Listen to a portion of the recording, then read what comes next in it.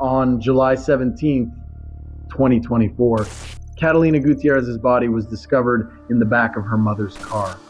Catalina had borrowed the car to meet friends at the mall, but she never arrived. Instead, just a few hours later, the car was found left behind about 1.25 miles from Catalina's house, with signs of a failed attempt to set it ablaze. Inside, in the back seat, was Catalina. Stunned and horrified, her friends and family could not believe this. But what they didn't know was that the perpetrator was in that police station. Among the grieving friends, one young man was particularly convincing in his performance of shock and sorrow.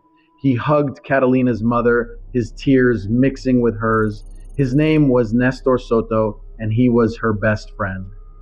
And to understand the depth of this betrayal, you first need to understand just how long he had been planning it. In the city of Cordoba, Argentina, 21-year-old Catalina Gutierrez was following in her respected father's footsteps to become an architect.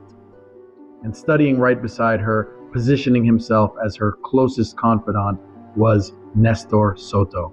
But she also lived a second, more public life as a vibrant influencer with over 100,000 followers. And every post that showcased her perfect world, stylish outfits, trips with friends, joyful moments with her beloved dog Kimba, became a private source of fuel for a toxic, one-sided obsession she never knew existed. It was a friendship with a dark undercurrent. Friends would later recall how Nestor would often make Catalina feel guilty if she didn't drop everything to spend time with him. He would manipulate her to the point of tears, but she always forgave him, believing in the best in people. He was a constant presence in her life, quietly waiting for an opportunity. And on the night of July 17th, 2024, that opportunity presented itself. Catalina had arranged to meet her friends for dinner and bowling. It was one of the last nights of winter break, and she was in high spirits. When she asked to borrow her mother's car, her mother hesitated, suggesting she stay home and study instead. But Catalina insisted, and her mother finally agreed, a decision that would haunt her for the rest of her life. With the keys in hand, Catalina got into the car, but her friends would never see her that night because the last person she was scheduled to see had finally gotten the one thing he always wanted, Catalina, all to himself. So she never arrived. After an hour and a half of unanswered calls, her friends' confusion turned to alarm, and a call was made to her parents. A few hours later, with still no word from their daughter, Marcelo and Eleanor Gutierrez walked into a police station to report her missing. Minutes later, Catalina's boyfriend and friends arrived at the police station. The scene soon filled with the frantic energy of Catalina's friends, who arrived to add what little information they had. Her boyfriend, Ezekiel, stood before the officers, playing them the last cheerful audio message she had ever sent. A desperate search began, with calls going out to anyone who might know something. One of those calls found its way to Nestor Soto. His response over the phone was a cunning performance of ignorance. He hadn't spoken to her. He knew nothing. He played the part of the concerned friend perfectly, promising to come to the station right away to help. He walked into the heart of their grief and hugged Catalina's mother, his tears mixing with hers as he offered empty words of comfort. A predator hiding in plain sight. Looking the heartbroken mother in the eyes, Nestor lied, saying he hadn't seen Catalina that night. And it was in the midst of this chaotic, heartbreaking vigil that Catalina's sister Lucia had a sudden realization. Months ago, as a simple safety measure, the two sisters had activated location sharing on their phones. The hope in the room shifted to a tense, focused silence as they accessed the tracking system. But the location that appeared on the screen wasn't the mall. It was a ping from a quiet residential street in a neighborhood called Ampliacion Kennedy, about 1.25 miles from her home. A police team was immediately dispatched.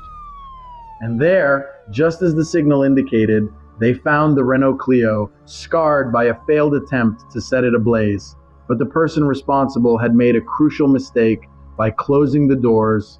They had starved the fire of oxygen, and it had quickly extinguished itself. And inside, in the back seat, they made the tragic discovery. As the devastating news of the discovery was relayed back to the police station, the room erupted in grief. But for Nestor Soto, the man comforting Catalina's mother, the details of the report brought a private, sickening wave of terror. He hadn't counted on this. He had counted on the fire. He had expected it to consume everything, leaving nothing behind but ash and unanswerable questions. Instead, the evidence of his crime was in that car, waiting to tell its story. The forensic examination would later provide its own testimony, but back at the station, the investigation was already moving. Robbery was immediately ruled out. All of Catalina's belongings were accounted for. This pointed to a far more chilling reality. This was not a random act. This was personal. The focus now shifted to those closest to Catalina. One by one, they were brought in for questioning. When it was Nestor's turn, his story was simple. He claimed he'd been at his house all night. But as investigators pressed for details, his composure began to crack. Small inconsistencies started to appear, contradictions that didn't align with his performance of the grieving best friend. Sensing his deception, the investigators made a critical request. They asked for his cell phone. In a show of cooperation, Nestor handed it over. And on that phone, they found the digital evidence that shattered his story. The GPS data proved it. On the night of the crime, Nestor Soto had been at the exact same location where Catalina's car was found. But there was something else, a deleted conversation with Catalina. It was the first hard proof of premeditation. This wasn't a crime of passion. It was a calculated act by a man who couldn't handle rejection. When they confronted him again, his carefully constructed facade began to crumble. He repeated his alibi, that he was home all night, but the performance was over. His nervousness was now undeniable. He looked around the room, hands trembling with anxiety. Then he suddenly remembered that he hadn't been home all night after all. He claimed he had gone to a martial arts class around 8 p.m. before returning to his house. The investigators pressed further. Had he communicated with Catalina that day? He stated that he had not. Did he know she was going to meet her friends and boyfriend that night? Again, he responded negatively. But the investigators knew this was a lie. They had already learned from Catalina's friends that she herself had requested he be invited, wanting him to join in the fun. When they confronted Nestor with this contradiction, his composure shattered completely. He became even more agitated. Then, after a long, heavy silence, the dam broke. He confessed. He told the investigators that Catalina was the love of his life and that he was the one who had taken hers. The officers interrupted his confession, informing him that he would need a lawyer. They had their perpetrator, but the how and why were still a mystery. Nestor was preventively arrested, and the police continued their investigation.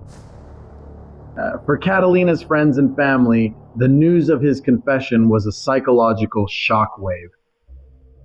Some were in such disbelief that they theorized he was making it all up, perhaps confessing out of a twisted, shock-induced grief over the loss of his friend. But for Catalina's parents, the revelation was a second blow. Losing their daughter in such a way was already a hard burden to bear. But knowing that the person responsible was someone so close, someone Catalina had liked and trusted completely, made everything infinitely worse. Her father, Marcelo, would later recall in an interview how Nestor had been present at all times, pretending to support the family's frantic search. Her sister, Lucia, confirmed that Catalina had trusted Nestor completely, seeing their bond as a strong friendship and never mentioning any sign that he wanted something more. As the news of the crime and the identity of its perpetrator spread, it sent shockwaves across the country. amplified by Catalina's many followers on social media. And soon, the public notoriety of the case brought other voices out of the shadows, revealing a chilling pattern. A former Nestor's girlfriend came forward, describing Nestor as possessive and extremely controlling. But it turned out that Nestor's problems weren't only in his real relationships, but also with the ones he imagined for himself. One woman, a former classmate, posted on social media that Nestor had persecuted her for years and that her reports to authorities at the time were ignored. Another told a news channel about her experience during a group trip where Nestor allegedly waited for everyone to fall asleep before coming to her tent. She claimed that only her screams made him run away. She ended her interview with a chilling thought. If those authorities had only listened back then, perhaps the crime against Catalina could have been avoided. This dark history was a stark contrast to the man everyone thought they knew in Cordoba. Friends described him as calm and polite, someone who never showed any bad intentions. Meanwhile, the results of the forensic examination began to provide a clearer picture of what had happened. It confirmed that Catalina was already gone before the fire was set. It also ruled out certain criminal acts, but noted evidence consistent with a confrontation. As the police continued to build their case, Catalina's family was left to navigate their grief in the public eye. The farewell ceremony drew hundreds of people. Her sister, Lucia, shared an emotional tribute on social media, posting a video montage of their life together with a letter that read, in part, "You couldn't have been a better sister. I love you with all my heart, my guardian angel." The post was flooded with comments of support and calls for justice, as Lucia later revealed a tattoo of her sister's name and an angel's wing, a permanent reminder of the bond that was broken. While the family mourned, the police were already forming a theory of where the crime had taken place, not in the car, but inside Nestor's apartment. Thanks to security camera footage, investigators were able to piece together the chilling timeline of Catalina's final hour. Their main line of investigation was that Nestor had deliberately lured her inside. The plan was for him to be waiting outside when she arrived so they could head straight to the mall. But he wasn't there. Instead, he made an excuse and asked her to come up to his apartment. A camera from a neighboring building captured the moment she got out of her car and walked inside. Inside the apartment, he made his move. It's not yet known whether he tried to kiss her or something more, but what is clear is that Catalina rejected his advances. An argument erupted, and in his frustration, Nestor crossed a line from which there was no return. Just 38 minutes later, the same security camera captured Nestor carrying Catalina to the Renault Clio, placing her in the backseat just as she would later be found. Another camera captured the vehicle at 10:22 p.m., traveling on the route between his apartment and the vacant lot where he would abandon the car. And after leaving the scene, his cold, calculated performance began. He called Catalina's mother, not once, but a total of 8 times. Each call a carefully crafted act of a worried friend, asking if anyone had heard from her. It was a foundation of lies, designed to build his alibi long before anyone even knew a crime had been committed. But while he was playing the part of the grieving friend, investigators were already uncovering the truth. The search of his apartment told the story of a man in a panic. He had tried to clean up, but the evidence of his actions was everywhere. Strands of Catalina's hair he had missed, his own clothes tumbling in the washing machine, and a ring belonging to Catalina believed to have been lost in the confrontation. Investigators also examined Nestor himself. They found no defensive injuries, a detail that spoke not to a lack of resistance on her part, but to the disparity in physical strength between them. But the most chilling discovery of all wasn't found in the apartment or on his body. It was found on his phone.